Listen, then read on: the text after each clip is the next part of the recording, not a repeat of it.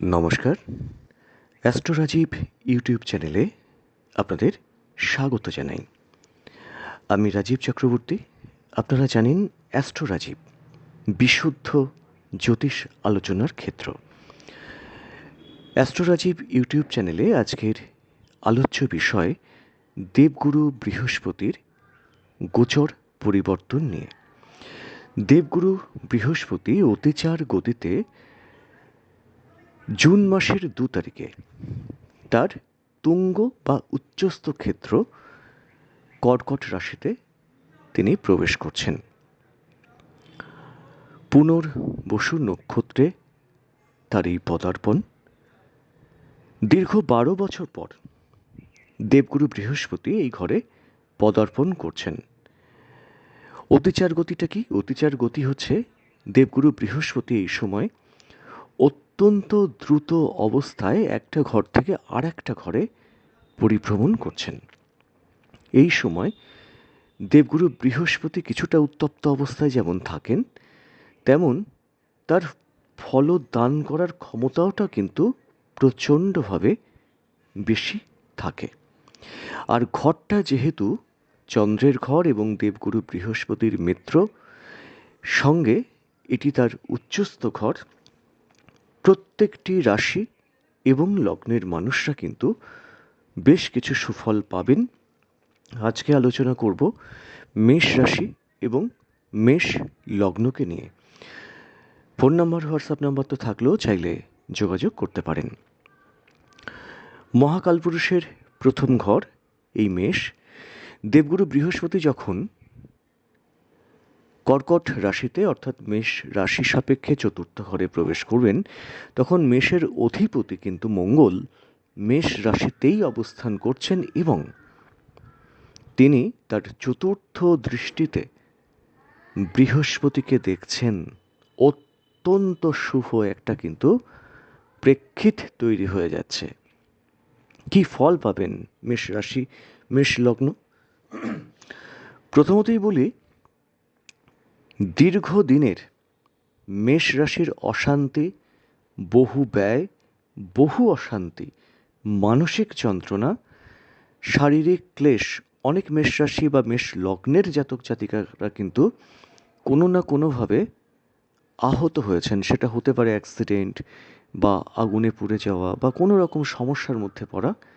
সমস্ত সমস্যা কাটছে। মেষ রাশি বা মেষ লগ্নের জাতকরা মানসিক বল যেমন তাদের বাড়বে, শরীরের মধ্যে একটা ঊর্জা, একটা উদ্দীপনা সেটা কিন্তু বোধ করবেন। এবং শারীরিকভাবে যদি কেউ ভুগে থাকেন, শারীরিক সুস্থতার দিকে যাবেন 100%। মিলিয়ে নেবেন। এছাড়া আর কি হবে?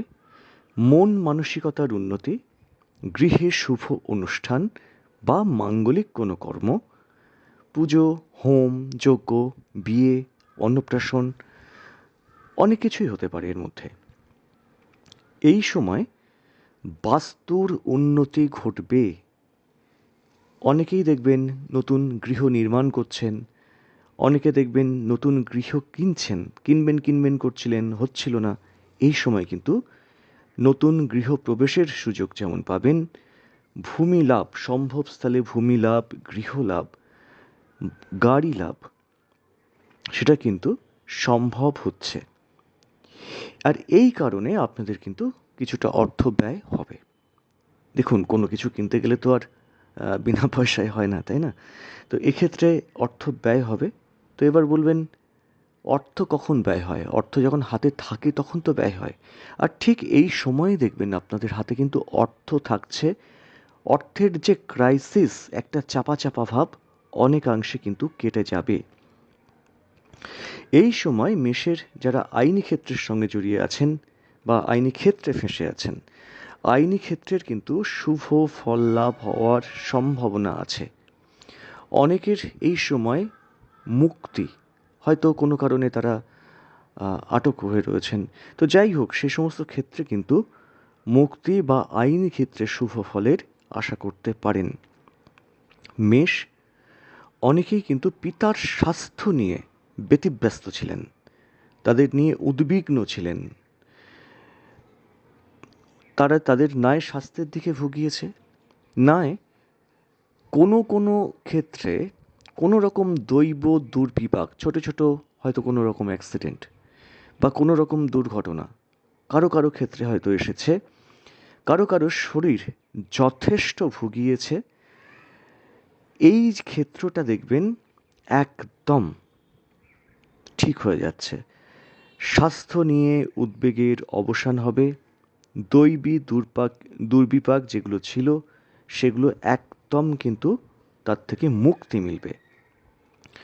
মেষের আর একটা যে সমস্যা ছিল, খুব ভাইটাল সমস্যা, সেটা কর্মক্ষেত্রে যেন শান্তির অভাব ছিল। কাজ করছিলেন, শান্তি পাচ্ছিলেন না, ভালো লাগছিল না। অনেক সময় শত্রুতার মুখোমুখি হচ্ছিলেন। এই সময় দেখবেন কর্ম পরিবেশের যেমন উন্নতি হচ্ছে, মানসিক শান্তির যেটা অভাব হচ্ছিল সেই মানসিক শান্তি আপনারা পাচ্ছেন এবং কর্মক্ষেত্রে দাম পাবেন, ভ্যালু দাম পাবেন। এই সময় দায়িত্ব যেমন বাড়বে কর্মক্ষেত্রে, তেমন শত্রুতা কিন্তু কমতে চলেছে। অনেক মেষ রাশির বা মেষ লগ্নের, বিশেষত মেষ লগ্নের জাতকদের বাড়ি থেকে দূরে কাজের ভালো যোগাযোগ হবে। অনেক মেষ লগ্নের জাতকরা কিন্তু কর্মহীন হয়ে গেছিলেন। আপনারা একটু কমেন্টসে জানাবেন তো, যারা শুনছেন, কতটা মিলছে আপনাদের সঙ্গে। বা কর্মক্ষেত্রে কোনো রকম গণ্ডগোল তৈরি হয়ে যাচ্ছিল, এই জিনিসগুলো কমবে এবং বাড়ি থেকে দূরের কোনো যোগাযোগ হবে, সেই যোগাযোগে আপনারা যাবেন এবং আর্থিক ডেভেলপমেন্ট ডেফিনিটলি হবে। যাদের বদলির কথা ছিল তাদেরও দেখবেন বদলি হওয়ার ক্ষেত্রটা কিন্তু প্রস্তুত হয়ে থাকছে। নিঃসন্দেহে শুভ যোগাযোগে আপনারা যান, বাড়ি থেকে দূরেই হয়তো হবে, এমন জায়গা হবে কর্মক্ষেত্র, সেখানে কিছুটা দেখবেন জলস্থান হতে পারে, আশেপাশে কোথাও নদী আছে, হতে পারে কোথাও সমুদ্র আছে। এই রকম কোনো জায়গায় কিন্তু বাড়ি থেকে বেশ দূরে কর্মের যোগাযোগ হওয়ার সম্ভাবনা থাকছে। আগেই বলেছি, মন মানসিকতায় শান্তি ফিরবে, শরীরে ঊর্জা পাবেন এবং সর্বোপরি মনের মধ্যে দৈবী ভাবের বিকাশ। দেখবেন ঈশ্বরের ক্ষেত্রে একটা টান বাড়ছে, ঈশ্বরের প্রতি একটা টান বাড়ছে, হারিয়ে যাওয়া ঈশ্বরের প্রতি বিশ্বাস সেটা ফিরছে। এই সময় দেখবেন আপনারা অনেকেই মন্দিরে যাচ্ছেন, পুজো দিচ্ছেন। এই ঘটনাগুলো কিন্তু ঘটতে চলেছে। অতি অবশ্যই আর্থিক ডেভেলপমেন্ট তো থাকছেই। কেমন লাগলো জানাবেন। আজ এ পর্যন্তই। নমস্কার।